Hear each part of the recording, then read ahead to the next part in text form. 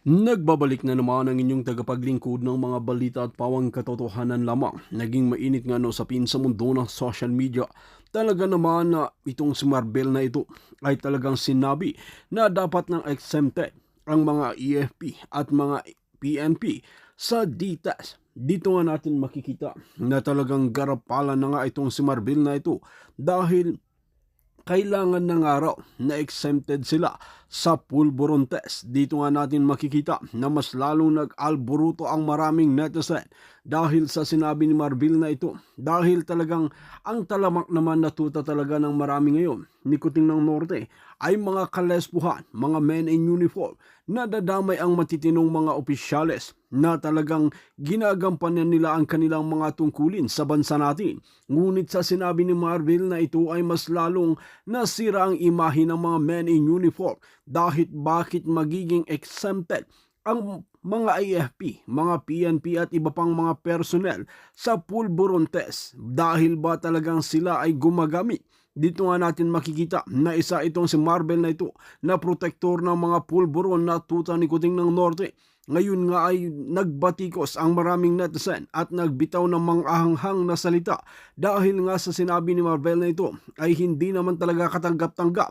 Dapat walang exempted sa pulburon test dahil dapat maparusahan ang mga bangag sa pulburon. Dito nga natin makikita na talaba na sa men in uniform ang mga pulburon na ito dahil sa pamumuno at namumuno na ang boss nila ay si Kuting ng Norte. Well mga kaibigan, para nga sa karagdagang impormasyon, panoorin nga natin ang buong video. At kung bago ka lamang sa akin channel, huwag kalimutan i-click ang subscribe button at notification bell para lagi kang updated sa ating mga bagong video. At para sa sulit viewers natin dyan, maraming salamat sa walang sawang pagsuporta. Siya ng hingi. So, yeah, iba talaga kapag merong tayong leader na merong paninindigan at totoong leader at may kamay na bakal ika nga, 'di ba? So, mm. Alright, yes, what else? Okay, Happy New Year. Liza Inday, hindi kita maa-add. Nakalagay sa'yo, Miss Lisa Inday, devices not connected ka palangga, hindi ka makaakyat. Hindi ko alam kung bakit. Si Ma'am Julieta Artates, ayan. Happy New Year, si Mami M. Si Vance Vlog, ayan. Vance Vlog, are you ready? Ang iyong alindog. Ayan, so I still have time to share whatever, kung anong ma-share natin. Hi, Vance! Ay, thank you, thank you. Nakaakyat din. Saan ka? Saan ka? Sa Japan po, Ay, kumusta din sa Japan? sa Ayan. Hiroshima. Kakatapos na namin Hiroshima. mag-New Year. Ayan, tulog Gaano na. kalayo dyan ang Hiroshima to Tokyo? Parang ano siya, parang Tokyo to Davao. Pang Manila to Davao? Yes, I see. parang nasa Davao ako, nasa Kumusta Manila ka? sila. Taga-asa, ano ka ba? Ilonggo? Ilocano? Bisaya Cebuano? po. Asa man ka? Sa Parang Davao close na close tayo. City. Sa Davao Davao City. City. Ano Ilang ako, years ka laking na dyan sa Duterte. Japan? Yes, laking Duterte ako. Ilang, Duterte discipline. may ano kahapon dyan ha? Kahapon nag-rally, peaceful rally ang ating mga taga-Tokyo ha? Nakita mo? Opo, ano, tawag dito, si Boss Dada na ano ko siya, na friend ko siya sa FB. Sabi ko, sana pupuntahan ko sila para matagal pa sila doon. Sabi ko, saan kayo? Sa Tokyo, Nagoya. Hanggang Nagoya lang sila eh. Malayo sa akin. Kaya Malayo. sabi ko, hindi ako Ilang makarating. Sayang. Oo nga. Di bali marami pa ng pagkakataon. Ilang years ka na sa Japan? Ano na ako. Panganay ko is 22 years old. So, mga 25 years na ako dito. Oo. Ang jowa ba natin is Japanese? Yes. Oo. At least, Dalawa di lang yung ba? anak ko, 23 Dalawa. saka 22. That's good. Ayun. So at least okay na Ma-share ko lang yung ma-share ko lang yung story ko kasi Sige, go ano ahead. ako, siguro elementary days, yung mama ko is nagkasakit sa sa ovary, yung tatanggalan ng ovary. As in, stage 2 cancer na siya. First time pioneer siya na natulungan ng mga Duterte that time. Na Oh. wala pa talaga Wow. sa ano yon, yung tinatawag pa namin ano yun, iba na yung pangalan nila eh kasi almost 20 years na ako hindi nakauwi ng Davao. Ilang years? 20. 12? 20 years, hindi 20. ka pa nakauwi? Yes. Kasi First andiyan time na ko yung family mo? 2025 uuwi ako ng Davao. Wow! Bakit ka hindi Wow. nauwi? Mapapawaw ka Busy-busy ka? talaga kasi sunod-sunod yung anak ko. Iba kasi yung lifestyle sa Japan, eh, 'pag sunod-sunod ka ng anak, siyempre Ilan anak sunod-sunod mo? yung gastos. Dalawa Yeah. lang. Pero yung Mm. gastos kasi dito grabe. I Tapos know, parang ayoko naman silang pera iwan, mahal, eh. ayoko silang ano kasi mga bata pa, natatakot akong iwan. So, hindi ako nakauwi. Yung story ko is about sa mama ko nung, nagkaroon siya Na ng parang cyst or ovarian tumor cancer. sa oo, ano ako elementary grade 4. Grade 4 ako nun. Grade 4.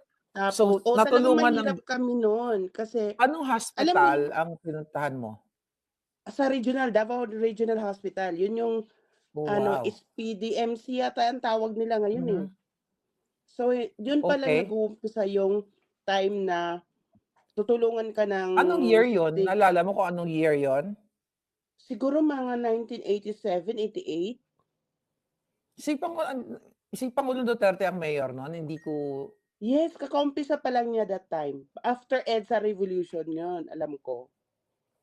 mhm. Patakbo pa lang, Nograles tsaka Duterte ang Hi, magkalaban MJ pa nun. Kiambao Reyes, Happy New Year palangga. Bakit sinundan mo ako ng Junggoy? Talaga 'tong kaibigan ko. Nag-send si MJ ng Happy New Year. Junggoy ang si Kiko ba 'to, MJ? Nakukuha talaga. Sabi ko, Ayun, fast talks palangga. na tayo dito. Yun. Anyway, Tapos parang at kailangan tanggalin. So wala parang mga special na doktor sa Davao that time. So mm, galing sa Manila, lahat ng mga special na doktor na hmm, first time yata nila opera ng ano, yung tatanggalin yung matres. So as mhm. in bleeding talaga yung mama ko, pati ako naligo ako, magkatabi ka sa kama. Naligo ka ng Talagang po. pareho kami niligo sa dugo niya. Yun yung ano ko, tapos siyempre 'pag na-imagine mo yun ang laki ng babayaran, 'di ba? Yeah, Pero sabi ni ang DJ binayaran namin nag-ano kami, Figure lumabas kasi kami din. ng hospital is ₱50. Mhm. So, parang nagtatak sa isipan ng isang bata na si Vance Yes, na ang ginawa ang mga programa ng mga Duterte sa Davao ay maayos talaga yes, at talagang yes. lingkod bayan na tinatawag. Oo, basta 'pag may problema ka lumapit ka lang kahit hindi ka kilala, wala kang kakilala sa government, wala kang ano, Walang makiusap ka palakasan lang. na Walang ngayon palakasan, pupunta makiusap ka ka kay lang, walang gobernur, kay problema. mayor, sa kongreso para humingi ka ng guarantee letter. Nung Yes, mga yes. panahong 'yan, talagang 'pag Oo, Pilipino ka na pupunta sa pampublikong ospital, wala ng tanong-tanong, gagamutin ka ng bonggang-bongga. I almost mean, 6 hindi months ka yata kami dun sa idi-discriminate. regional hospital that time. Oh, wow, at least naishi-share Wow, natin sa ating grabe talaga. mga Tapos kababayan. tapos siyempre Palangga lumaki ako 'di ba elementary, high school ako ng Davao. Yung ano, yung sinasabi nila na hmm, war on drugs, yung mga ganyan. Umpisa mm. yan siyempre 'pag high school mga marijuana pa yang mga ganyan, eh. Oo, oo, nung high Talagang school tayo kasi discipline, pagdating ng 6 o'clock nasa labas ka kasi ako Davao City High School ako. Paglabas mo mm. pala ng ano, 'pag 6 o'clock nandiyan na yung patrol. Yung mga nagtatambay-tambay sa mga karenderya na ganyan, dadamputin yan, sasakay yan sa mobile tapos palilinisin Yung sila mga ng toilet. oo, 'di ba? Maglilinis sa Magwawang-gawa city. sila, ano sila, Oo, talagang disiplina talaga sa Davao. Kaya proud kami na naging ganyan kaganda ang Davao. Kasi hindi pa ganyan kaganda nung umalis ako, eh. yeah. Kasi Sige, 1998 ako umalis anak ng ko sa'yo Davao. pero malay mo pagbalik mo sa 2025 Duterte na uli ang presidente, who Yes! knows? Looking forward. Anyway, O sige kaya ako mag-ingat ka palangga, ha? oo, Mag-ingat ka diyan at thank alam you mo sa madam, hmm, since before 2016 election, hmm, naka-focus na ako sa'yo, yung una, yung party ng mga madamis. Naalala mo yon? Yung par producer diyan sa US, yung binuljak mo, yung mayaman na may asawang mayaman, ah, mayaman din sa Amerika. hindi, oo. Si Since then, ano, since oo, noon si nandiyan ako, nanonood Loida na ako sa'yo. Nicolas Luis. Si Yes, Loida, tapos oo, dumating si follower ka nga. Trillanes, nakalaban mo si G. Tonji, lahat yan Naku, talaga sinubaybayan ko. update Until now, ka. hindi ako tumitigil. Ako, maraming salamat. Talagang nasubaybayan mo ang aking karera sa Yes, lahat ng story, pakikipag-usap. halos lahat ng story ng mga ano mo, mga friendship mo, ayan, Naku, nasusubaybayan ko thank you talaga. palangga. Looking Oo. forward to meet you sa Hiroshima. Isa yan sa mga lugar na gusto kong Gusto ko puntahan. talaga yung dito makikita yung alam mo yung kasi symbol ng, war kasi 'di ba ang Hiroshima Yeah, dahil sa yeah. atomic bomb. Yeah, Oo, yeah, kaya yeah, yeah. gusto ko Very din historical. mai-share sa buong mundo, Yes. 'di ba? Mm. Thank you Yeah. very much Palangga, Happy New Year and Thank looking you, forward Vance. sa Take next year care. mas. Regards to your family. Happy New Year. Hi, thank Bye-bye. you. Bye. Alright, bye. Ayan, nakakatuwa mga palangga makipag-usap sa aking mga palanggang OFW, yung pinakamamahal ko dahil yan lagi ang kasama natin dito. Pagtulog ang Pilipinas, nandiyan diyan kayo. Magkakabaliktad tayo ng oras. Yes, si Bebeng. Si Bebeng, Bebeng nakikita kita, gahilay-hilay ka.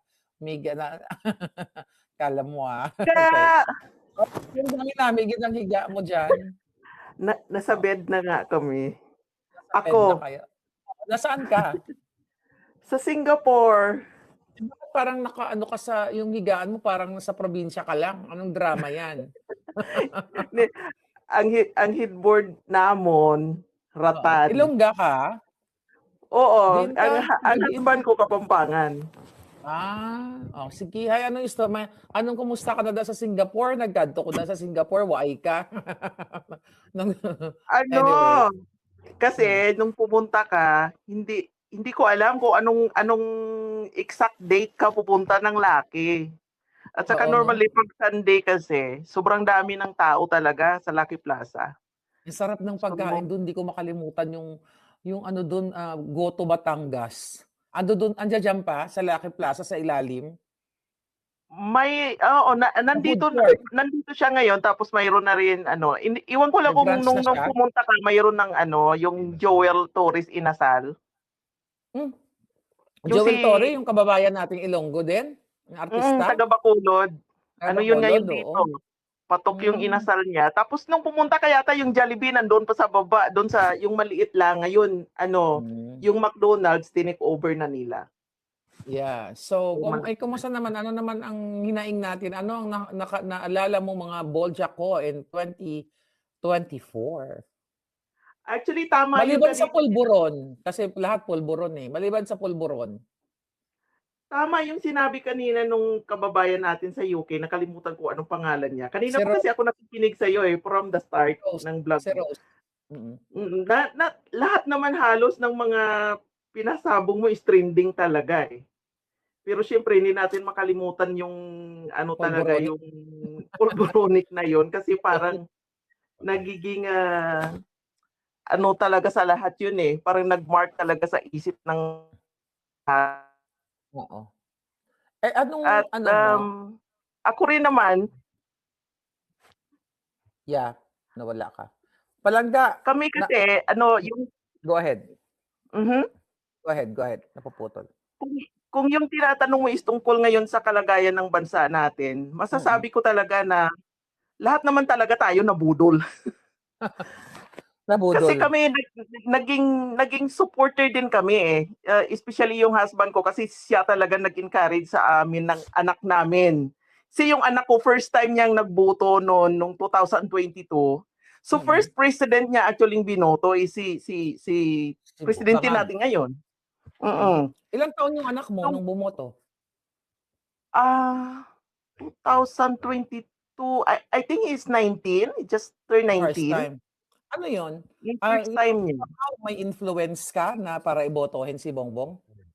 Kasi wala siya talagang know-how sa mga Knowledge. politician sa atin. Kasi dito siya lumaki, eh, 5 years old pa lang siya nung dinala namin, eh. I see, Mm. okay. So permanent residents kasi kami dito, pero siyempre nakakabuto pa rin kami kasi ano naman kami, eh, hindi naman kami citizen. Oo, So, oo. nung time na yun nagdedepende lang siya kung sino sasabihin ng parents niya siyempre, yung Oo, oo. gano'n. But he is very proud talaga nung time ni Duterte na he is Filipino, kahit dito siya Mm. lumaki. And then Oo. nung time na yun, nasabi niya, make sure na yung iboboto natin is yung ipagpatuloy nga kung ano naumpisahan ni Tatay Digong nung time na yun. Hindi kami naman siyempre inaano ng tatay niya, "Ay, okay yan." Kasi yung tatay niya, yung inumpisahan ng tatay niya noon, ayos naman and everything. Kasi ang husband ko is 1972. Mm. Martial So, law. Martial law siya martial law pinanganak. baby siya, oo. Martial law baby, So, oo. ako naman kasi may memories din naman ako nung time na yun, nung time ni senior na alam mo yun yung Mga bilihin, 80s, may memories na tayo nun eh. oo. 81, 82, 83, 84, 85, Mm. 86. Ako may memories na ako nun. Mga 84, ganyan naalala ko. So I really thought na na ipagpatuloy niya nga yung ganun, tapos kung ano man ang nagawa ng tatay niya maybe somehow noon is gagawin niya. Hindi talaga namin in-expect. I mean, hindi Na lang ito. kaming pamilya, kundi pati yung mga kaibigan namin. Kung minsan pag nagmi-meet kami dito sa bahay kasi twice a month nagmi-meet kami ng iba ring mga Pinoy, mayroon kaming care group na tinatawag sa church. So, hindi rin maiwasan na pinag-uusapan namin, so kamusta na ba? Ano sa tingin niyo? And So, sabi ko nga sa husband ko hindi ko na mabilang kung how many times I cried para sa bansa natin na talagang I prayed na you magkaroon prayed ng and cried. pagbabago. Totoo. Mm. Alam nyo, Kasi, alam mo, oo, Beng, tama. palangga sa mga nanonood sa atin, napakaganda ng gantong segment, kasi madalas, syempre, pag mag-isa lang ako nagsasalita, sabi ni Marley ka, fake news yan, hindi totoo yung sinasabi niya na yung mga tao, yun yung nararamdaman.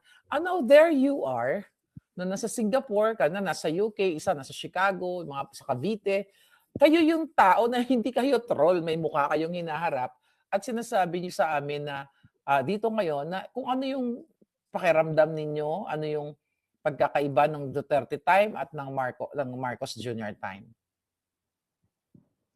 Di ba? Yeah, doon na actually ako may regret ako nang bakit hindi ako nakauwi nung time ni President Duterte throughout na 6 years. Kasi para hindi man na-feel mo sana kung anong na ma-experience sana natin na ano kaya yung feeling nung time na yon na siya yung presidente natin. So hindi ka nakauwi. So yung mga nauna kanina na feel nila sa airport pa lang eh. Pero kahit naman hindi tayo nakauwi, maybe nung time na yon, pero ramdam mo na mayroong pagbabago kasi una-una yung tanimbala nawala. Tanimbala, balikbayan, box. I've been to Davao, so I know na ang Davao talaga is napaka-safe. Yeah. So, hindi surprising talaga. Pero nung time na yun, actually, hindi ko pa talaga masyadong kilala rin ang mga Duterte. Only nung naging presidente siya, kaya pala. No wonder na yung Davao talaga yung Davao. Napaka-safe, ganon. Very systematic yung airport. At least that's good, good insight para sa ating mga kababayan na hindi si Maharlika ka dito ay hindi bias na ako lang nagsasabi na ito yung presidente. Kayo mismo na mga Pilipino na sinasabing mga bagong bayani na nasa ibang bansa, nakikita nyo mismo yung pagkakaiba at ang pagiging talamak ng Marcos Jr. So, anyway, Palangga, Bebeng, so kamusta ang New Year nyo? Anong hinanda nyo? Simple lang kasi dito, walang masyadong mga ganyang ceremonias. Hindi yan allowed dito. Dinidiscourage talaga yan kasi maraming ma-aksidente. Yung safety talaga kasi dito nauna. Kita mo naman dito kasi nakapunta ka. So yung safety talaga dito is priority nila. Malinis ng Singapore, parang Amerika din yung mga buildings nila. Meron nga akong pinuntahan dyan parang sabi ko parang nasa LA area lang, Wilshire Boulevard, sabi ko. Meron basta maganda, safe ang Singapore. But anyway, Happy New Year to you and your sweetheart. Happy New Year. At ingat kahit nabudol tayo, tuloy pa rin. Baka sa 2025 may bago ka ng presidente. Yes. God willing. Yeah. We'll pray about you, Beng. Thank you so much. Thank you, Palangga. Happy New Year. Happy New God Year. bless. Alright. Bye-bye.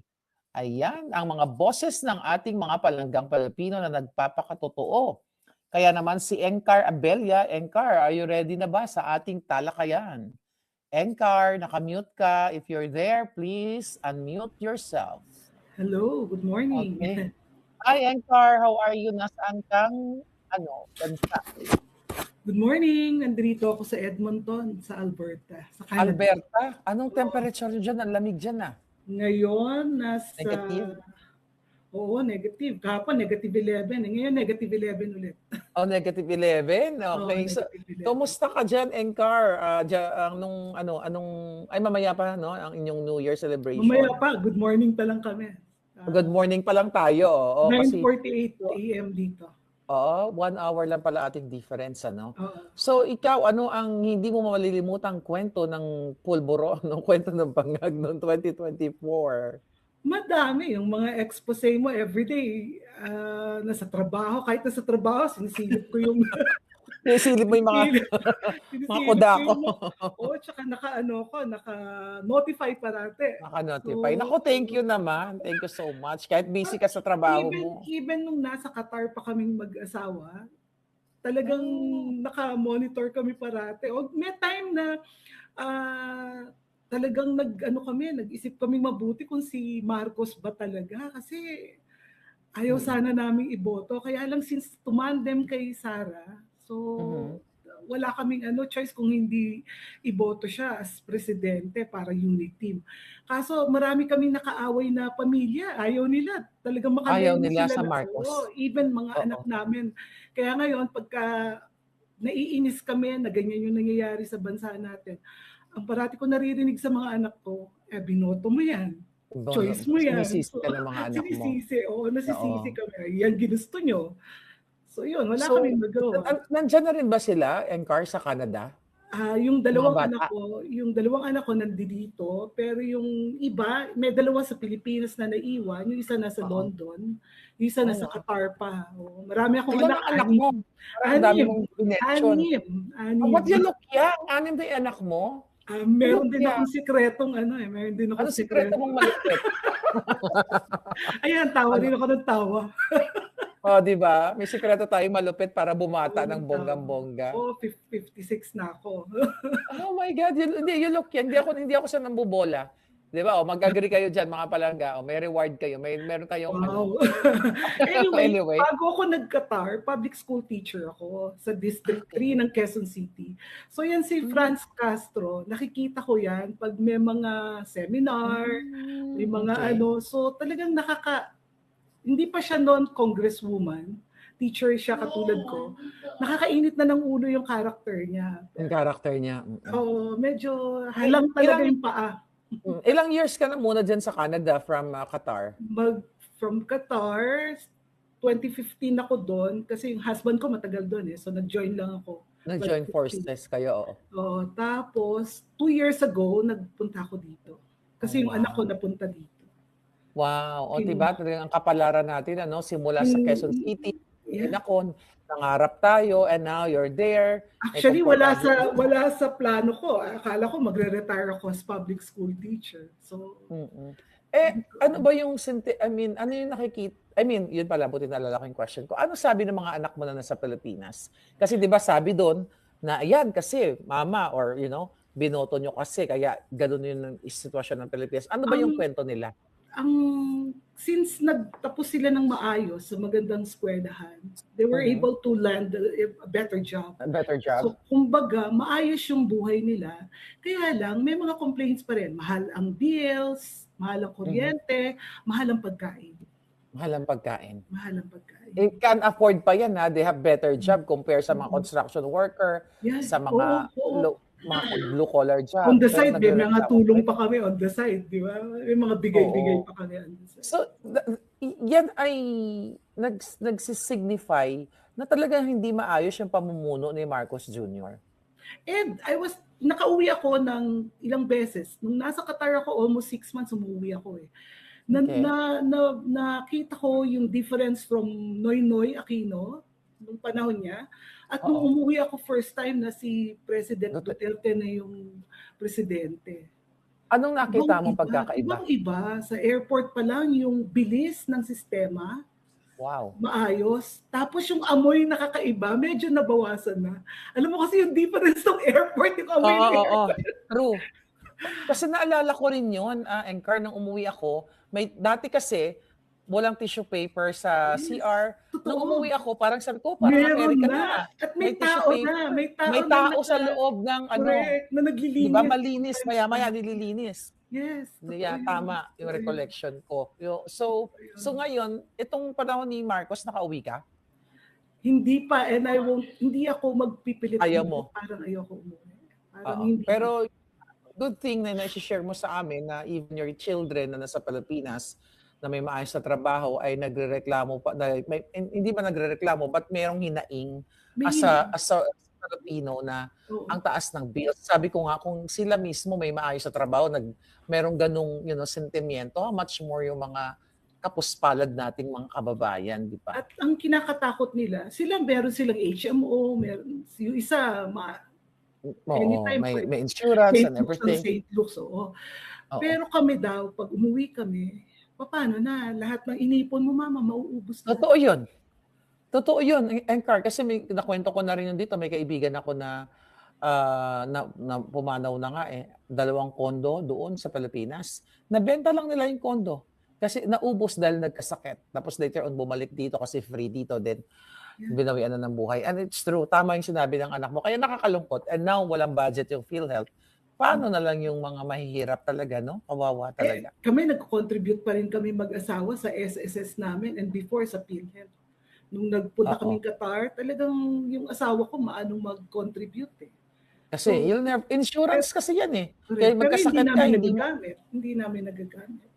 Oo, hindi yun nagamit. Pero, well, you have to be grateful kasi hindi ka nagkasakit. Yun na lang yun. True. Pero yung mga yun. nagkakasakit na kailangan nila, yun yung kawawa Sila na ngayon yung, sa Pilipinas. Actually, Diba? recently lang, meron kaming kamag-anak na nagkasakit. Walang kalaban-laban, milyones ang inabot. Oh my God. Okay, Ang tama ending, yan, namatay din. Namatay din, ano? Kaya, tingnan nyo, mga kababayan, namamatay ang Pilipino hindi dahil oras niya na kundi dahil walang pera. Yes. At walang serbisyong matino ang gobyerno. That's true. That's true. That's why we Ultimo daw have- cotton buds. Ultimo daw yung cotton swab. Oo. Bibilin mo. Bibilin mo, babayaran mo daw yun. Samantalang may pondo ang DOH, may pondo ang PhilHealth, 'di ba? Pero ngayon wala ngang pondo, zero budget nga. So, napakaganda ng ating conversation dahil naririnig ng taong bayan na ito po mga palangga, ito hindi katang-isip, kundi nararanasan ninyo. Tao kayo, Pilipino kayo, kasi taliwas yung sinasabi ng gobyerno ni Marcos Jr. na maayos ang mga Pilipino during yung sa kanyang pamumuno ngayon. Pero ito patotoo at ipagpatuloy lang natin tong ating mga hinaing. Sabi ko nga, Madam Encar, who knows, baka sa 2025 may maayos na tayong leader. We can only wish, hope and pray, right? Yeah, thank you so much, Mama. Happy New Year. Happy New Year. Thank you for sharing and thank you for your support. God bless. God bless. Bye-bye. Take care. Bye-bye. Ayan, si Ma'am Encar. Nakakatuwa. Para ko lang silang mga kaibigang nagkakapi kami ng bonggang-bongga. Si Mark Valle, unahin ko muna, Jung, si Mark Valle, kasi kanina pa siya, nawala lang siya. Balikan mo lang kata, Jung. Si Mark muna. Nakikita ko si Mark. Okay. Hi, Mark. How are you? I'm good, thank you. How about you, Maharlika? Great. How are you? Where are you, Mark? Saan ka? Nasang lugar ka? Seattle, Washington, USA. Washington. Nakarating ako dyan, Nakarating ako dyan sa Seattle nung, I think, 2 years ago. Anyway, kumusta ang ating bagong taon dyan? Andyan ba ang mga buena pamilya mo? Actually, my wife is a Caucasian white and we never celebrate New Year's. You know? Why? So I have 3 kids and, I work for the States. Okay. So how many years na po kayo sa Amerika? I've been here since 1999. Oh, long time ago 1999. So madalas po ba kayo nanonood ng ating programa dito sa Boljak TV? Yes, lagi ako nanonood sa iyo. Sir, Natatandaan ko yung binoljak mo yung mga door to door ng mga OFW na hindi ma-deliver. Yeah, wow, you've been with me since 2015 pala, 2015 yun But thank you so much. As katulad din ng mga tanong ko po sa katulad ng mga OFW, mga